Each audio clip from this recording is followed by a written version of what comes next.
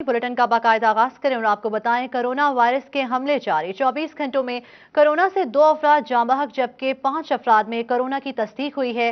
झंग में 24 घंटों में कोरोना से एक मरीज जान की बाजी हार गया जबकि एक शख्स में कोरोना की तस्दीक हुई। टोबा में भी कोरोना से एक मरीज जाँ बहक जबकि एक शख्स कोरोना का शिकार हो गया। चिन्योट में 3 अफराद कोरोना वायरस का शिकार हुए हैं। इसी पर बात करते हैं, हमारे साथ मौजूद है वकार घुम्मन। जी वकार, बताइएगा। जी बिल्कुल, गुज़श्ता 24 घंटों के दौरान जो मजीद कुछ अफराद कोरोना वायरस के बायस जान बहक हुए हैं, जिनमें टोबा टेक सिंह में भी एक शख्स कोरोना वायरस की वजह से जान बहक हुआ है। जंग में भी 24 घंटों के दौरान एक शख्स जान की बाजी हार गया और इसके साथ साथ चिन्योट में 3 अफराद को मजीद कोरोना वायरस की पॉजिटिव रिपोर्ट सामने आई है। इसी तरह टोबा में भी गुज़श्ता 24 घंटों के दौरान मजीद एक शख्स कोरोना पॉजिटिव सामने आया, जबकि 7 सस्पेक्ट मुश्तबा हैं जिनकी रिपोर्ट अभी आना बाकी हैं। जंग में भी 24 घंटों के दौरान एक शख्स की जो रिपोर्ट है वो सामने आई है। इसी तरह हम अगर बात करें तो टेक सिंह में अब तक 36 अफराद मजमूई तौर पर कोरोना वायरस के बायस जान बहक हो चुके हैं और टोटल 49 अफराद इस वक्त घरों में होम आइसोलेट हैं, जबकि 8 मरीज हैं जो टोबा टेकिंग DHQ अस्पताल में मौजूद हैं। इसी तरह जंग, चिन्योट और टोबा में। ठीक है, बहुत शुक्रिया वकार घुम्मन, हमारे साथ मौजूद थे, तफसीलात से आगाह कर रहे थे।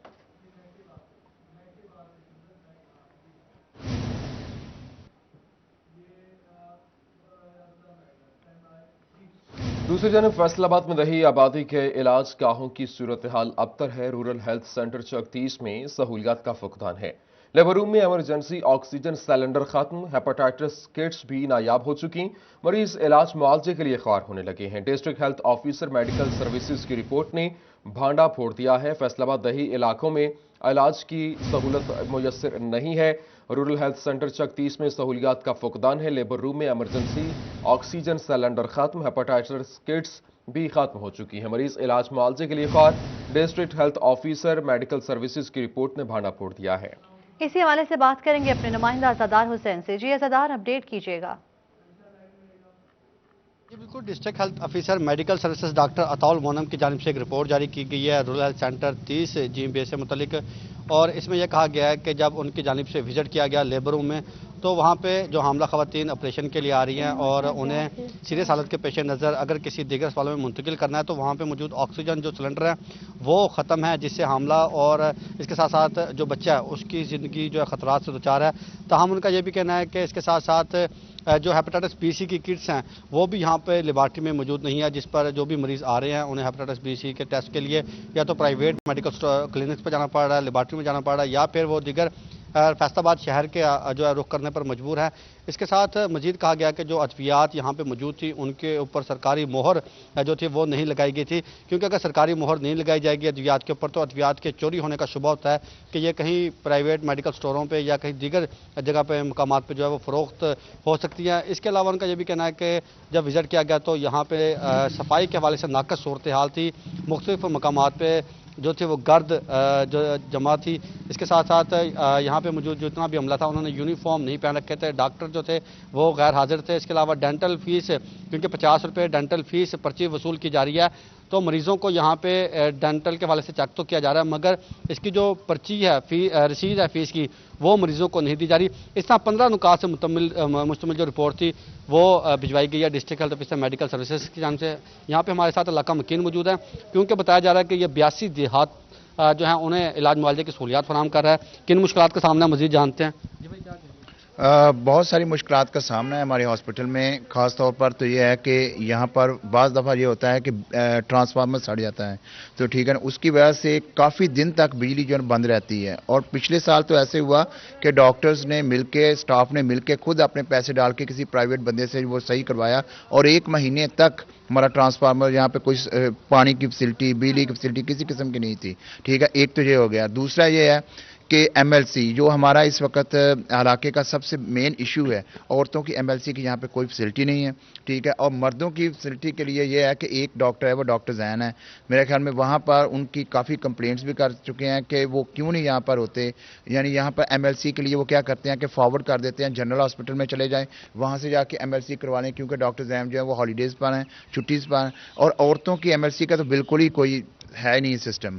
ठीक, और इसके अलावा ये है कि यहाँ पर मरीजों का मेरा ख्याल अच्छे तरीके से इलाज नहीं हो रहा, क्योंकि एक तो अल्ट्रासाउंड मशीन नहीं है, दूसरा ये है कि ईसीजी मशीन है वो भी काफ़ी दफ़ा ख़राब रहती है, और ख़राब होने की वजह से मरीजों को वो अच्छे तरीके से चेकअप नहीं कर पाते। बिल्कुल इस तरह की मुख्तलिफ जो है वो मुश्किलात का इलाका मुकीनों को सामना करना पड़ रहा है, और ऐसे में जो मरीज़ यहाँ पे आ रहे हैं सहूलियात के फुकदान के बायस उन्हें फैसलाबाद शहर का जो है वो सफ़र करना पड़ा है, जो कि तकरीबन यहाँ से 25 किलोमीटर है। और ऐसे में बहुत शुक्रिया ज़दार हुसैन हमें तफसीलात से आगाह करने के लिए।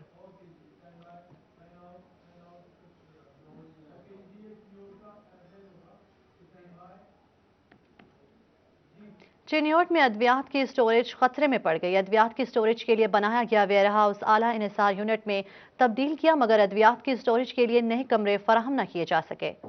आपको बताएं कि इस वक्त जो चिन्योट में अद्वियात की स्टोरेज खतरे में पड़ चुकी है और अद्वियात की स्टोरेज के लिए बनाया गया वेयर हाउस आला इन्हिसार यूनिट में तब्दील किया गया, मगर अद्वियात की स्टोरेज के लिए नए कमरे फराहम नहीं किए जा सके। बात करेंगे सिटी 41 के नुमाइंदा अब्दुल कदीर से। जी अब्दुल कदीर, आगाह कीजिएगा। बिल्कुल, डिस्ट्रिक्ट हेडक्वार्टर अस्पताल में अद्वियात की स्टोरेज खतरे में पड़ चुकी है। महकमा सेहत की जानिब से अद्वियात की स्टोरेज के लिए वेयर हाउस तो बनाया गया, लेकिन ताहाल उसको अद्वियात की स्टोरेज के लिए फ़ाल नहीं किया गया। इंतजामिया की जानिब से जो वेयर हाउस है उसको कोरोना वार्ड में तब्दील तो किया गया, मगर अद्वियात की स्टोरेज के लिए नए कमरे ताहाल नहीं बनाए जा सके।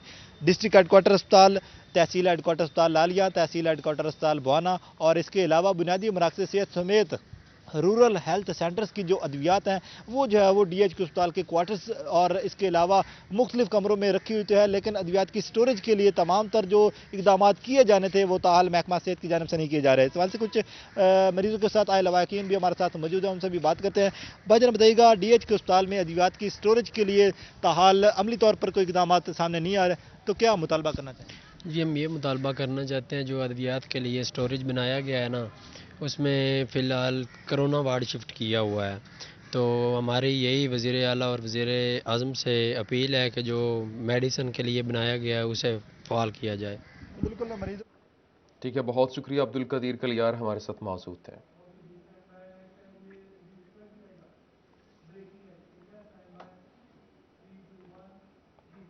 आपको अहम खबर दें, आपको बताएं जंग शरीफाबाद में घर में गैस सिलेंडर धमाके से फट गया, कमसिन बच्ची और खवातीन समेत 5 अफराद जख्मी।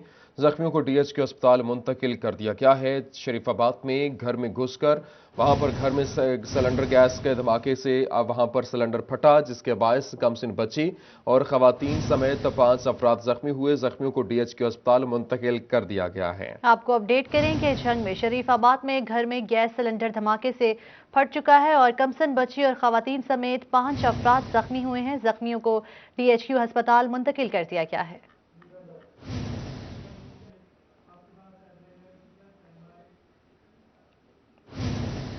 छंग में लेडी डॉक्टर्स के लिए DHQ अस्पताल में हॉस्टल बनाने का फैसला कर लिया गया है। हॉस्टल में रिहाइश रखने की ख्वाहिशमंद डॉक्टर्स ने दरख्वास्तें तलब कर ली हैं। आपको अपडेट कर रहे हैं कि छंग में लेडी डॉक्टर्स के लिए DHQ अस्पताल में हॉस्टल बनाने का फैसला कर लिया गया है। हॉस्टल में रिहाइश रखने की ख्वाहिशमंद डॉक्टर से दरख्वास्तें तलब कर ली गई हैं। बात करेंगे मुबशर हसन नकवी से। जो मुबशर, आगाह कीजिएगा। जी बिल्कुल, DHQ अस्पताल छंग में काम करने वाली लेडी डॉक्टर्स के लिए अच्छी खबर है कि अब उन्हें हॉस्टल के लिए परेशान नहीं होना पड़ेगा। DHQ अस्पताल छंग में हॉस्टल बनाने का फैसला किया गया। इस हवाले से CEO हेल्थ डॉक्टर इर्जा शाह से बात भी करते हैं और जानते हैं। सर, आप बताइएगा कि कितनी लेडी डॉक्टर ऐसी हैं जो आपको दरखास्तें भी दे चुकी हैं कि हॉस्टल बनाया जाए, और इस हवाले से अब तक काम कहाँ तक पहुँचा है? हमें तकरीबन 18 लेडी डॉक्टर्स की दरखास्तें आ चुकी हैं रेजिडेंस के हिसाब से। DHQ हॉस्पिटल की रेजिडेंशियल कॉलोनी में रिहाइशें तो हैं, लेकिन वो डॉक्टर के हिसाब से कम हैं। तो हमें अभी जो गवर्नमेंट की तरफ से भर्ती हुई है उसमें कई ऐसे लोग हैं जो आउट ऑफ सिटी के हैं, तो उन लोगों को अकोमोडेट करने के लिए और फैसिलिटेट करने के लिए ये ज़रूरी था कि हॉस्पिटल की 4 दीवारी के अंदर ही अरेंजमेंट किया जाता। तो हमने उनके लिए कोशिश की है और इंशाअल्लाह ताला को 2 हफ्तों के अंदर अंदर हम हॉस्टल फाल कर देंगे उनके लिए। जी बिल्कुल, लेडी डॉक्टर्स की मुश्किलात भी कम होंगी। इससे पहले उन्हें हॉस्टल के लिए खासी परेशानी का सामना करना पड़ता था। हम डॉक्टर इर्जा शाह का ये कहना है कि दरखास्त। ठीक है, बहुत शुक्रिया मुबशर हसन नकवी हमारे साथ मौजूद हैं।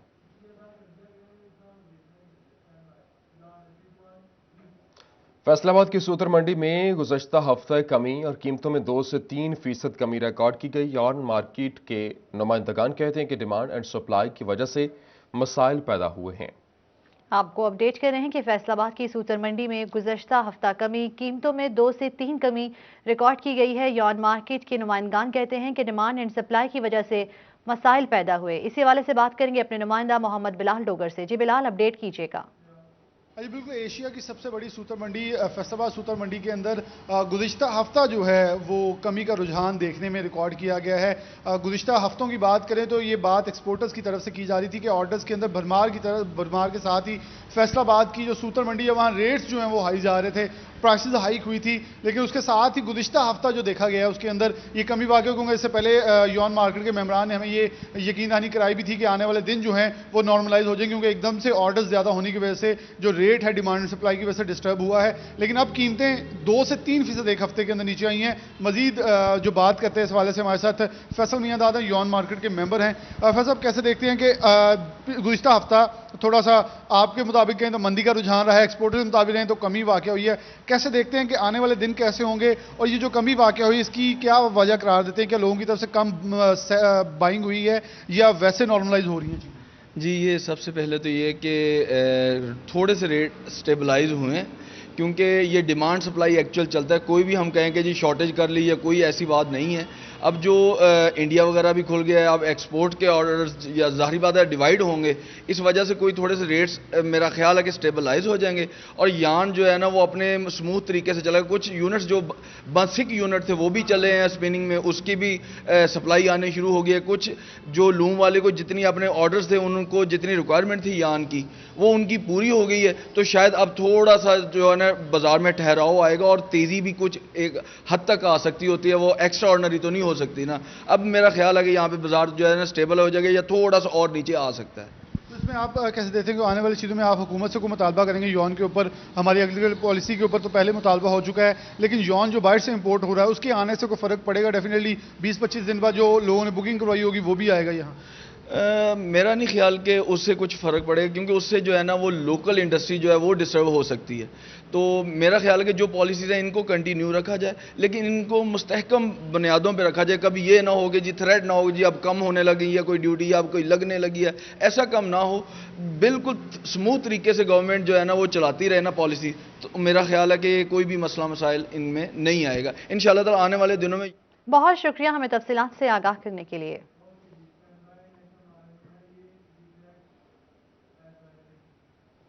भट्टे जिगजैग टेक्नोलॉजी पर मुंतकिल किए या फिर सिर्फ कागजी कार्रवाई की गई? पीडीएम ने छानबीन शुरू कर दी है और फैसलाबाद में 433 भट्टों में से 383 भट्टों का जिगजैग पर मुंतकली का मुसद्दे का रिकॉर्ड तलब कर लिया गया है। आपको अपडेट कर रहे हैं, भट्टे जिगजैग टेक्नोलॉजी पर मुंतकिल किए भी या सिर्फ कागजी कार्रवाई की गई? पीडीएम एमए ने छानबीन शुरू कर दी। फैसलाबाद में 433 भट्टों में से 383 भट्टों का जिगजैग पर मुंतकली का मुसद्दे का रिकॉर्ड तलब कर लिया गया है। बात करेंगे रमजान मिर्जा से। जी रमजान, आगाह कीजिएगा। टेक्नोलॉजी भट्टों की पुरानी टेक्नोलॉजी जो कि माहौल दोस्त नहीं, इसके ऊपर अदालती हुक्म पर पाबंदी आयद की गई और पीडीएमए की जानिब से और महकमा माहौलियात की जानिब से ये फैसला किया गया कि इस टेक्नोलॉजी को मुकम्मल तौर पर तर्क करते हुए नई जिगजैग टेक्नोलॉजी के ऊपर भट्टे मुंतकिल किए जाएँ। इस हवाले से तीसरा आज इस बार जो है वो साल है और महकमा माहौलियात की जानिब से कोशिशें भी की गई, लेकिन भट्टे मुंतकिल ना हुए। इसके बायस जो है वो पीडीएमए की जानिब से रिपोर्ट तलब की गई कि फैसलाबाद भर में मजमूई तौर पर कितने भट्टे हैं और जिगजैग टेक्नोलॉजी पर कितने मुंतकिल हो चुके हैं। पीडीएमए को रिपोर्ट जो भिजवाई गई उसके मुताबिक 433 में से 383 भट्टे नई जिगजैग टेक्नोलॉजी के ऊपर मुंतकिल कर दिए गए, जिसपे ऊपर पीडीएमए को दाल में कुछ काला महसूस हुआ, जिस पर उन्होंने ज़िलाई इंतजामिया को एक मुरासला भिजवाया है जिसमें यह कहा गया है कि फैसलाबाद जिला भर में मौजूद ऐसे तमाम भट्टे जो कि जिगजैग पर मुंतकिल किए गए हैं या नई जिगजैग टेक्नोलॉजी के ऊपर लगाए गए हैं, उनका मुकम्मल मुसद्दका रिकॉर्ड जो है वो पीडीएमए के साथ शेयर किया जाए, जिसके बाद इस बात का फैसला किया जा सकेगा कि आया कि फैसलाबाद की सूरत हाल क्या है। और अगर हम फैसलाबाद के मजमूई तौर पर माहौलियाती सूरत हाल के ऊपर नज़र डालें तो फैसलाबाद अभी भी पाकिस्तान भर का आलूदा तरीन शहर है और इसमें फ़िज़ा में मुअल्लक़ ज़र्रात की तादाद इस कदर ज़्यादा है कि यहाँ पर सांस के मसाइल जो हैं वो पैदा हो रहे हैं, मुख्तलिफ बीमारी। यहाँ पर सांस के मिसाइल पैदा हो रहे हैं। बहुत शुक्रिया, मोहम्मद रमजान मिर्जा हमारे साथ मौजूद थे।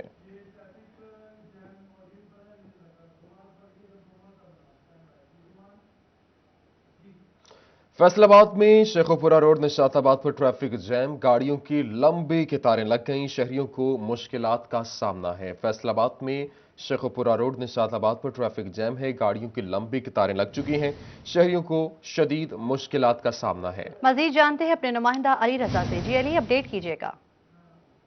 लाहौर से शेखुपुरे की तरफ रवाना होने वाले जो निशाताबाद पुल है वहां पे जो है वो ट्रैफिक की शदीद जो है मुतासर है। ट्रैफिक वार्डन जो 1 घंटे से वहां पे मौजूद है लेकिन ट्रैफिक को क्लियर करने में बिल्कुल नाकाम दिखाई दे रहे हैं। इसमें जो है वो मंसूराबाद कश्मीर पुल के अतराफ से जो आने वाली ट्रैफिक है जो निशाताबाद पुल के पास आती है वहां पे भी जो है वो ट्रैफिक शदीद जाम है। शहरी इस वक्त मुश्किलात में है और जो एक साइड से जो ट्रैफिक है उसको तो खोल दिया गया है लेकिन एक साइड की तफरीर जो है वो मानावाला से लेके निशाताबाद पुल के तरफ मुकम्मल तौर पर जिस वक्त जो है ट्रैफिक जाम है। जी ठीक है, बहुत शुक्रिया अली रजा, तफसीलात से आगाह कर रहे थे। प्राइमरी स्कूल टीचर की प्रमोशन के सीनियरिटी लिस्ट में प्रोफेशनल डिग्री होल्डर्स को नजरअंदाज कर दिया गया। प्रमोशन पॉलिसी के मुताबिक सिर्फ मखसूस मज़ामीन वाले एजुकेटर्स ही प्रमोट होंगे। आपको बताएं, प्राइमरी स्कूल टीचर की प्रमोशन की सीनियरिटी लिस्ट में प्रोफेशनल डिग्री होल्डर्स को नजरअंदाज कर दिया गया है। प्रमोशन पॉलिसी के मुताबिक सिर्फ मखसूस मज़ामीन वाले एजुकेटर्स ही प्रमोट होंगे। इसी पर बात करते हैं जहांगीर अशरफ से। जी जहांगीर, अपडेट कीजिएगा। प्राइमरी स्कूल टीचर जो कि प्रोफेशनल डिग्रियों के हामिल हैं उनको तरक्कियां नहीं मिलेंगी। जी बिल्कुल, पंजाब हुकूमत की तरफ से जो सीनियरिटी लिस्टें बनाई गई हैं उसमें मखसूस मज़ामीन जिनमें बीएससी फिजिक्स, केमिस्ट्री, बायोलॉजी और इस तरह के कुछ खास मज़ामीन शामिल हैं, सिर्फ उन्हीं असातिज़ा को सीनियरिटी लिस्टों में शुमार किया जाएगा, उन्हीं असातिज़ा को महकमाना प्रमोशन दी जाएगी। जबकि ऐसे असातिज़ा जो कि साल 2015, 16 या 17 में भर्ती हुए महकमा तालीम में और वो एग्रीकल्चर की डिग्री रखते हैं या इसके अलावा MBA की डिग्री रखते हैं या कोई और इस तरह की इररेलेवेंट डिग्री रखते हैं जो कि मखसूस मज़ामीन में शामिल नहीं है, उनको तरक्कियां नहीं मिलेंगी क्योंकि सीनियरिटी लिस्ट में उनको शामिल नहीं किया गया। और इस हवाले से प्रमोशन की जो पॉलिसी है उसमें सिर्फ मखसूस डिग्रियां शामिल की गई हैं जिसमें BS केमिस्ट्री, फिजिक्स, बायोलॉजी और इस तरह के कुछ मज़ामीन शामिल हैं। सिर्फ इन्हीं डिग्रियों के हामिल साजा जो कि प्राइमरी स्कूल टीचर भर्ती हुए हैं उनको अगले स्केल में बतौर ESC तरक्कियां मिलेंगी, जबकि ऐसे तमाम वो एजुकेटर्स जो कि एग्रीकल्चर, MBA या इस तरह की और इसी हवाले से हमारे साथ मौजूद हैं CEO एजुकेशन अली अहमद सयान साहब। बहुत शुक्रिया अली अहमद सयान साहब हमें ज्वाइन करने के लिए। ये जो प्राइमरी स्कूल टीचर की प्रमोशन की सीनियरिटी लिस्ट में प्रोफेशनल डिग्री होल्डर्स को नजरअंदाज किया गया है, क्या कहेंगे इस हवाले से आप? जी बिस्मिल्लाहिर्रहमानिर्रहीम। मेरे पास तो अभी ये आपके क्वेश्चन से ही सूरत सामने आई है, तो जो भी इसका अंडर रूल बनता होगा, जो प्रमोशन पॉलिसी है उसके मुताबिक हम इंशाल्लाह इसको देखेंगे, जो उसमें क्वालिफाई करते होंगे उनको प्रमोट करेंगे और इसकी फर्दर को डायरेक्शन होगी तो मुतल्लिका इनका जो अथॉरिटी है जो मेल उसको मेरी तरफ से भी इंस्ट्रक्शन चले जाएंगी और जरूरत पड़ेगी तो मैं इसको अपने टेबल पर डिस्कस भी करूंगा। अच्छा अली अहमद सयान साहब, क्योंकि प्रमोशन पॉलिसी के मुताबिक सिर्फ मखसूस मज़ामीन वाले एजुकेटर्स ही प्रमोट होंगे, तो क्या ये मखसूस मज़ामीन के ऊपर कोई अलहदा से जो सिस्टमैटिकली इसको लेकर चल रहे हैं या फिर ये कोटा सबके लिए बराबर होगा? जी देखिए, जो हमारी प्रमोशन पॉलिसी है उससे तो हम वायलेट नहीं कर सकते किसी भी शक्ल में। प्रमोशन पॉलिसी को हमने सामने रखनी है, अगर इसमें इनके कोई इश्यूज हो गए तो उनको हम डिस्कस कर लेंगे। बिल्कुल ठीक है, बहुत शुक्रिया अली अहमद सयान साहब हमारे साथ मौजूद थे और उनकी जानिब से कहा गया कि ये अभी तक उनकी नज़र में ये नहीं आया कि अगर किसी को डिग्री प्रोफेशनल डिग्री होल्डर्स को नज़रअंदाज किया गया है या नहीं, वो इसके ऊपर देखेंगे। अगर कोई ऐसा है तो उसके ऊपर एक्शन लिया जाएगा। पॉलिसी के मुताबिक सिर्फ और सिर्फ मखसूस मज़ामीन वाले एजुकेटर्स ही प्रमोट होंगे। ये तमाम तर मामलात सामने आए हैं। न्यूज़ स्टूडियो से फिलवक्त इतना है।